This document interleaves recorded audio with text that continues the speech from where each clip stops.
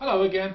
One of the questions that I often get asked before someone looks into buying a home is, do you recommend a home and termite inspection? Now, in my opinion, it's an absolute necessity to have a home inspection done because buying a home is one of the biggest decisions you'll ever make. To me, it doesn't make sense to fork out all this money on a home without knowing fully what you are getting into, and that is why I believe a home and termite inspection is essential. Now, another reason why the home inspection is important is that it can be used as a contingency in your purchase offer. This contingency provides that if significant defects are revealed by a home inspection, you can back out of your offer free of penalty within a certain time frame. Home inspectors do vary in experience, ability and thoroughness, but a good inspector should examine certain components of the home you want to purchase and then produce a report covering his or her findings. In my experience, the total inspection lasts 2 to 3 hours, and it's a good idea for you to be present at the inspection to get a first-hand explanation of the inspector's findings and, if necessary, ask any questions.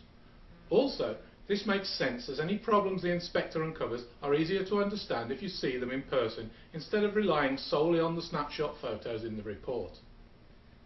Now, the inspector should note whether each problem is a safety issue, a major defect or a minor defect. He should also note items that are suitable for now, but that should be monitored closely, and which items need replacement, and which should be repaired and serviced. A really great inspector will even tell you about routine maintenance that should be performed, and that can be a great help if you're a first-time home buyer. The inspector will also check the exterior and the interior for things like damaged or missing siding, cracks, problems with the foundation or the grading, and he'll check the roof for missing tiles and shingles, and he'll check the plumbing, the electrical, the heating and ventilation and the air conditioning systems. Now, the home inspector will also check whether there are any conditions that invite wood destroying insects, but note that it is the pest inspector and not the home inspector who will check actual damage from these insects, and the inspector will let you know which problems are cosmetic and which could be more serious. One thing you should note though is that a home inspection can't identify everything that might be wrong with the property. It only checks for visual clues to problems.